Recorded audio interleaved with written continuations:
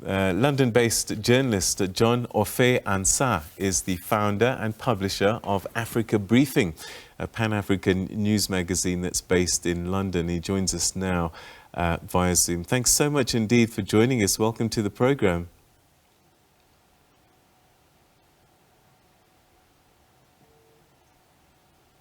All right, I'm not sure if we have him. Hello, Mr. Ansah, are you there?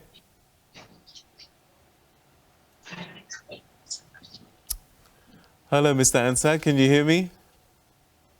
Yes, I can hear you now. Thank you so much indeed for joining us. Perhaps let me start with you, your thoughts and your personal reflections on hearing of the passing of Queen Elizabeth II. Actually, it didn't come as much as so much as a surprise, but at the same time, any loss of life, any death is shocking.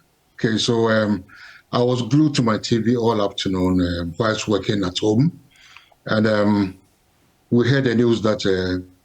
But number one, look, it was just Tuesday that she received the resignation of the former Prime Minister Boris Johnson, and also asked the current Prime Minister, the new Prime Minister, Liz Truss, to form a new government. That was just 2 days ago. And yesterday, or early this morning, it was announced that the Privy Council meeting that she usually chaired, had been cancelled because she was unwell. And come early this afternoon, we heard that Prince Charles, now King Charles III, and his siblings, Princess Anne, Prince Edward, and Prince Andrew, and also his children, Prince William and Prince Harry, were all flying up to Balmoral in Scotland, to see her. That was when we realized that the end was near. But still, when the news broke this evening, early this evening, that she had passed, it came as a big shock and as a big surprise to all of us here. I've been getting a sense that, particularly amongst Afro-Saxons and African immigrants, that it seems to be a generational thing. The older you are, the more affinity and perhaps sadness is felt, and that younger people perhaps are not having the same journey. Is that the observation that you've made as well? Yes, actually, the Queen, I was born 2 years, without trying to give my age away, I was born 2 years after after her coronation in 1952. And look, we all know the Queen. The Queen, I'm a Ghanaian, I come from Ghana. And the Queen, had been in Ghana twice. Right now, it's now trending on parts of social media when of her dancing with the late President Kwame Nkrumah during her first visit to Ghana in 1961. So we all have an affinity, to the Queen. I mean, she was the head of the Commonwealth, and she was until 1960, the head of state of Ghana and so many other Commonwealth countries. So African immigrants here of my generation actually, have an affinity, to the Queen, the late Queen. Do you think back home in Ghana that there's a sense of sadness as well? There is a sense of sadness, not generally, but like I said, people of my generation, yes, will feel sad. Our President Akufo-Addo has posted his message of condolence, expressing, his sadness at the loss and all that.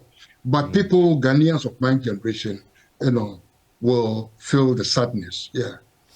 She was known for her service and work in communities across the country. Did some of that touch the lives of African immigrants and migrants? Oh, yes, she did. she did it so in so many ways that time here, will not permit me to recount. Apart from those Africans that she honored on their birthday list, on their New Year's Day list, awarded some OBEs, awarded some CBEs for their services to community and other, fields of endeavor. Yes, so she did touch a lot of African immigrants in this country. What do you think she'll be most remembered for? She will be most remembered for, from my perspective, personal perspective, she will be remembered for keeping the Commonwealth together. Okay, even look, the late Robert Mugabe, who at a certain stage in his presidency, sort of had expressed his disdain for UK, respected and loved, the Queen. Okay, and it cuts across, throughout. Though Barbados, the Commonwealth, the country of Barbados in the Caribbean recently became a republic, and Jamaica is also, making moves to become a republic. The Queen is still loved, so she kept the Commonwealth, the 52 or 54 country Commonwealth together. And in this country, she was a symbol, a symbol of Britain, of the United Kingdom. Look, a lot of tourists, came or still come to Britain just to have a glimpse of the Queen. I mean, today, for example, there should have been the trooping of the colour at the Buckingham Palace, which was cancelled because of her demise, right? People pay tickets, travel from all over Europe, from America, elsewhere, to view that trooping the colour. Look, sometimes, in my language, say, look, I didn't come here, we say to us, I didn't come here to view Buckingham Palace. I came here to make money. So that, is symbolic, right, of the role of her importance, right, to the UK, to England, to UK as a whole. What do you expect to see in the coming days in the United Kingdom? There's going to be, there's a great sense of loss. I haven't been out of my house since the announcement, but I can tell that there's been a great sense of, my son went out and she saw the activity, the sober mood of the people, in central London and all that. And even then, some businesses are going to close. Just before I came on air, about a few hours before I came on air with you, I was watching the Europa League between Manchester United and Real Sociedad. The match did not start, at the scheduled time. Okay, and there was no analysis, half-time analysis. There was no post-match analysis, no interviews of the respective managers of the teams. So that tells you, and they even talk of that tomorrow. The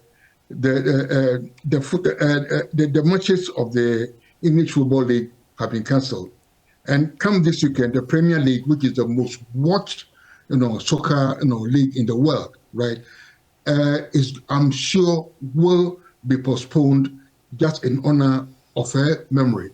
So, and again, a lot of, I'm sure, some businesses, my son works in a nightclub. He's a club DJ, and one of the top clubs in the West End, right? He's even thinking that tomorrow the club might not open, just to respect him, to respect the memory of the Queen. So his passing is going to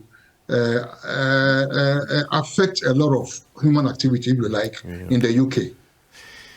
What are you going to remember her for personally? Is there a memory that you have that strikes you? I couldn't give any specific memory, but look, I've seen her as close quarters as a journalist and all, and look, she's a good example of how a matriarch, forget the Queen, but she was a matriarch of the family, of the royal family. I mean, they've been through turbulent times. I remember when Princess Diana died in 1997, right? Was it 25 years ago? I mean, there was a huge outcry against the royal family. At that time, they were in Balmoral, where she was today, in Balmoral, and they did not come down to London immediately after the death of Diana. And there was a huge, massive public outcry against them. And a lot of people thought that was the beginning of the end of the British monarchy. But this woman actually responded to the public mood, okay, and changed things. And so, I mean, look, and so the British public again warmed up to her. So she's a matriarch, she's a mother, she was a matriarch, she was a mother who led by example, who ruled by example. So these are some of the abiding memories, I have of her. Jon Offei-Ansah, thank you so much indeed for joining us and sharing your thoughts and giving us some insights on this day. Thank you so much. Thanks for having me.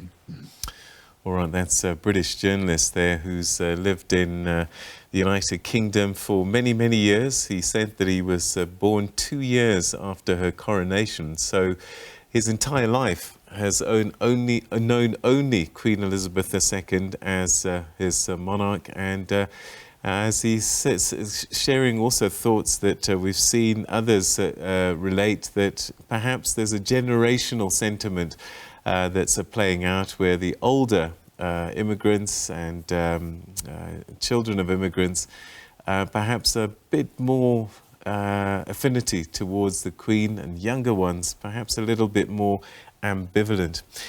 Just to give you an idea of the traditions and the ceremonies that take place, everything has so much history, particularly around things like this, the passing of a monarch. The official announcement from Buckingham Palace would have been preceded by something called a call cascade. And this is when the Prime Minister is informed personally by the Queen's private secretary. And the news then is passed through to the Cabinet Secretary of the Privy Council, which coordinates government work on behalf of the monarch. And only then will the official notification have been made to the public. Flags across the royal residences, all flying at half-mast.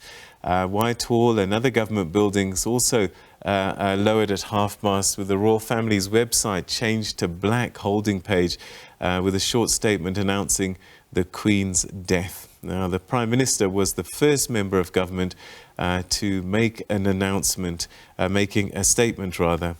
And the Buckingham Palace tradition is to fix a framed formal announcement of the death to the railings. And Westminster Abbey and St Paul's Cathedral will toll bells at a set time after the monarch's death. So you'll see a lot of procedures, traditions that will be carried out that have been with the history of the country in the next 10 days, and we'll certainly be keeping you up to date as that continues.